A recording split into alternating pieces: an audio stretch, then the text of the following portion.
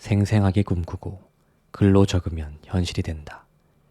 고대부터 전해 내려오는 말이다. 1937년의 일이다. 천재적인 상상력으로 유명한 소설가 에드거 앨런 포는 현실과 공상을 구분하지 못할 정도의 관계에 사로잡혀 아서 고든 빔의 이야기라는 소설을 집필. 처음부터 끝까지 끔찍한 사건들로 도배되어 있다시피 한 이 소설의 하이라이트는 주인공을 포함한 4명의 선원이 조난당해 바다를 떠돌다가 굶주림을 참지 못하고 제비뽑기로 한 사람을 정해 살해한 뒤 인육을 먹는 장면이었다.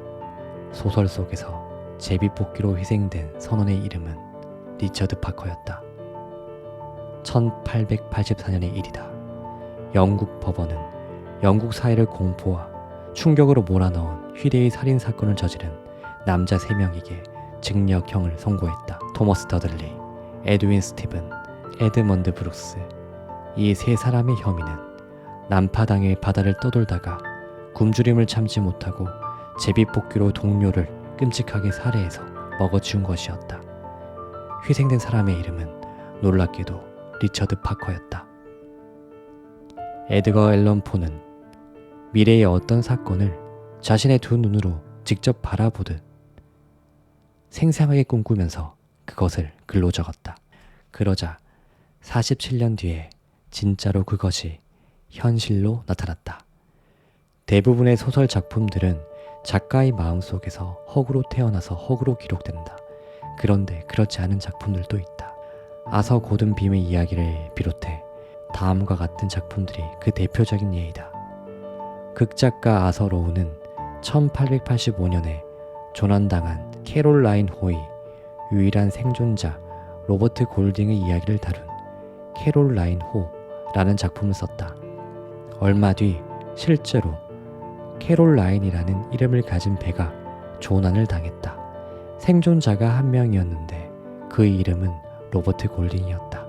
작가 모건 로버트스는 1898년 타이탄 호의 침몰 혹은 부질없음이라는 소설을 발표했다. 인류 최고의 기술로 만들어진 거대한 배 타이탄호가 빙산에 충돌해서 침몰한다는 내용이었다.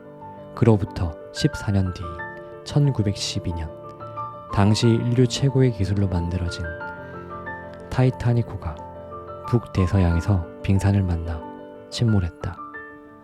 이 사건은 레오나르도 디카프리오 주연의 영화 타이타닉으로 만들어지기도 했다. 그런데 놀랍게도 소설 속의 타이탄호와 현실 속의 타이타닉호가 침몰한 달, 승객과 승무원 수, 구명보트의 수, 전체 길이와 배수량, 빙산 충돌 당시의 속력 등이 완전히 일치했다. 위 작품들의 공통점이 있다.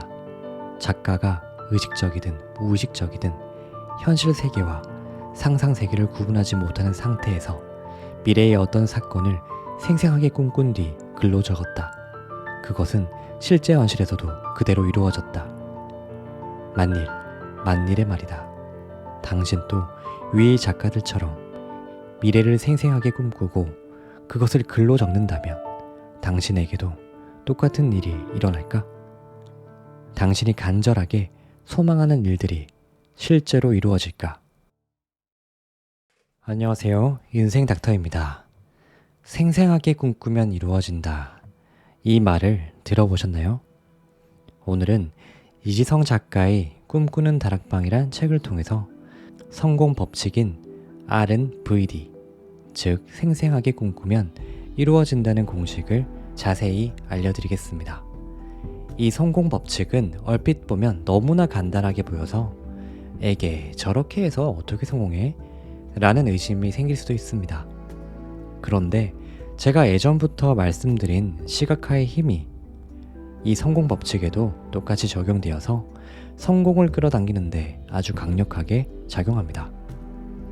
꿈꾸는 능력이 성공에 있어서 얼마나 중요한지 지금부터 말씀드릴게요. 피카소와 반 고흐는 비슷한 재능을 가진 화가였습니다. 하지만 알다시피 두 사람의 인생은 극단적으로 상반되게 펼쳐졌죠. 피카소가 성공의 표본 같은 삶을 살았던 반면 반 고흐는 실패의 표본 같은 삶을 살았습니다. 피카소는 30대 초반에 이미 백만장자가 되었습니다. 그의 성공은 나이가 들수록 가속화됐죠. 그는 천만장자가 되었고 억만장자가 되었습니다. 화가로서의 명성 역시 마찬가지였죠.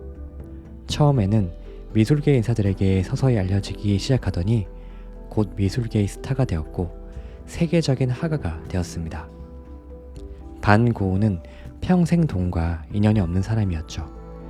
그는 20대에도 빈민이었고 30대에서도 빈민이었으며 죽을 때도 빈민이었습니다.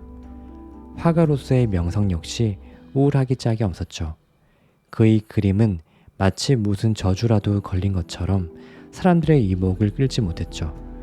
그는 철저히 무명으로 살았고 무명으로 죽었습니다. 어떤 면에서 보면 반 고흐는 피카소보다 더 위대한 재능을 가진 화가였죠. 피카소가 화가 아버지의 빈틈없는 교육과 후원 아래 4살 때부터 그림을 그렸던 반면 반 고흐는 27살부터 그림을 그리기 시작했기 때문입니다. 게다가 반 고흐에게는 스승이나 인도자도 없었죠. 이런 위대한 반 고흐가 어쩌다 피카소보다 못한 삶을 살게 되었을까요? 피카소가 긍정적인 VD를 했던 반면 반 고흐는 부정적인 VD를 했기 때문입니다. 피카소에게는 한때 반 고흐 못지않은 무명 시절이 있었습니다. 무명의 세월은 10년 넘게 지속되었죠. 그의 그림은 팔리지 않았고 그는 인정받지 못하는 화가였습니다. 반 고흐처럼 그 역시 도시의 슬럼가에서 살았습니다. 그 무명의 세월 동안 피카소가 마음속으로 생생하게 그렸던 그림은 부와 명예를 한 손에 얻은 자신의 모습이었죠. 세계적인 화가가 된 자신의 모습이었습니다. 피카소는 마음속으로 그림을 그리는 것만으로도 모자랐던 건지 입만 열면 이렇게 말하곤 했습니다. 나는 그림으로 억만장자가 될 것이다. 나는 미술사의 한 획을 긋는 화가가 될 것이다. 나는 갑부로 살다가 갑부로 죽을 것이다. 반면 반 고흐는 마음속으로 세상에서 쓸쓸하게 사라지는 자신의 모습을 그렸습니다. 가난과 병에 고통받으며 비참하게 죽는 그런 그림을 그렸죠. 피카소처럼 반 고흐 역시 예언적인 말을 하곤 했습니다. 나는 이렇게 평생 비참하게 살다가 죽을 것 같아. 나는 돈과 인연이 없어. 불행은 나를 절대로 떠나갈 것 같지 않아. 이런 말들은 그가 동생 테오에게 보낸 편지에서도 종종 발견되곤 합니다. 동일하게 뛰어난 재능을 가졌던 두 사람의 인생은 두 사람의 마음속 그림을 따라서 그대로 전개되었습니다. 한편 반 고흐의 손을 통해 탄생했던 위대한 작품들은 반 고흐가 비참하게 죽고 난 뒤 주인의 실패, VD의 영향을 더 이상 받지 않게 되자 비로소 세상에 자신의 존재를 알리게 되었죠. 사람의 미래는 재능이 아니라 그가 마음속으로 생생하게 그리는 그림에 의해서 결정된다고 단언한 사람이 있습니다. 그는 페리스 힐튼의 할아버지 콘래드 힐튼입니다. 콘래드 힐튼은 전 세계에 250개 넘는 힐튼 호텔을 세운 사람으로서 오늘날까지도 호텔 왕이라고 불립니다. 그는 처음에는 호텔 벨보이였습니다. 금융공황의 여파로 망한 집안에서 어렵게 자란 그는 돈 없고 능력 없는 사람이었죠. 그는 돈 있고 힘 있는 사람들의 가방을 들어주고 그들이 묵을 방을 청소하고 뒤치다꺼리를 해주는 일로 생계를 유지했습니다. 콘래드 힐튼이 언제 어떤 경로로 R&VD 이 공식을 접하게 되었는지는 분명하지 않습니다.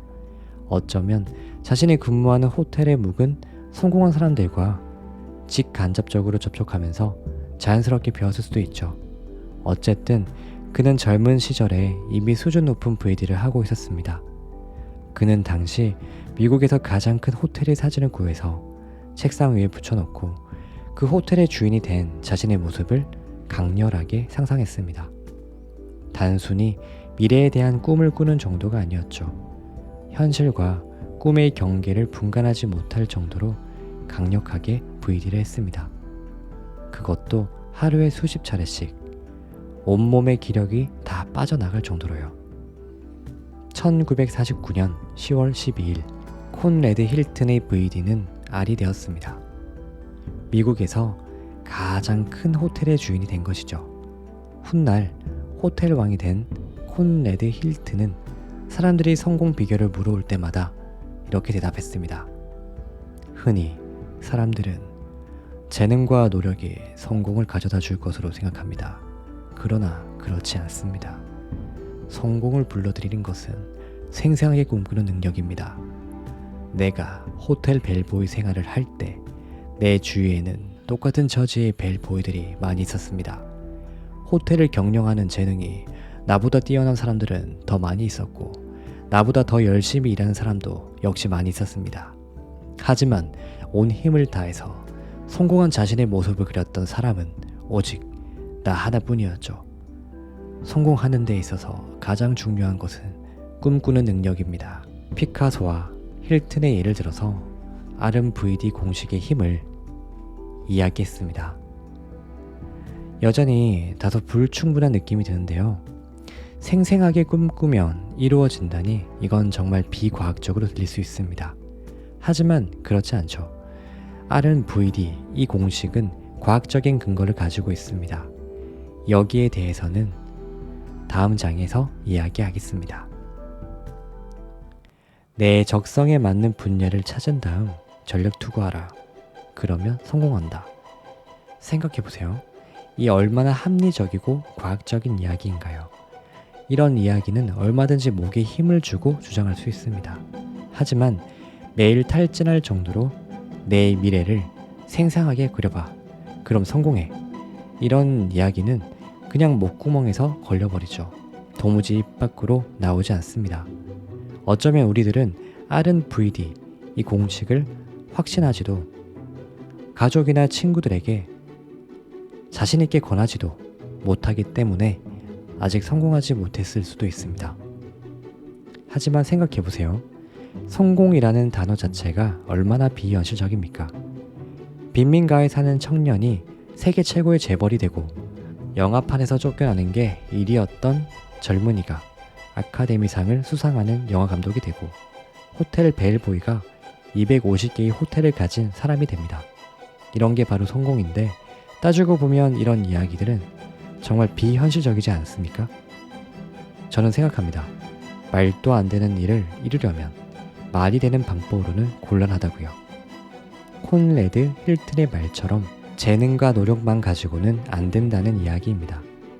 말이 안 되는 일을 이루려면 말이 안 되는 방법이 필요합니다. 같은 대학, 같은 회사에 들어갔다는 것은 동일한 능력을 가졌다는 이야기입니다.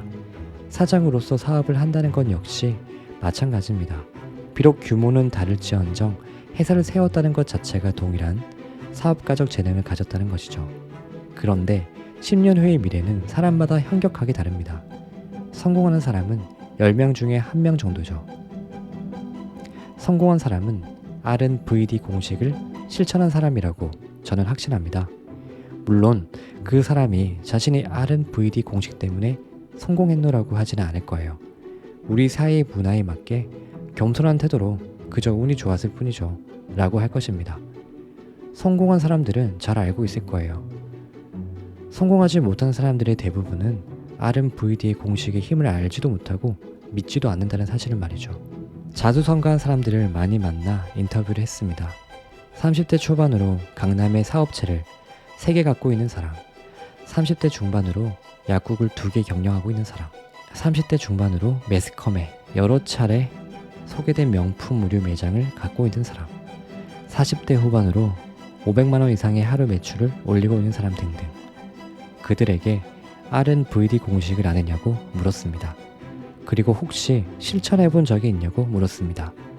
그들의 대답은 한 문장으로 정리하겠습니다. 그들은 이렇게 말했습니다. 나는 RMVD 마니아입니다.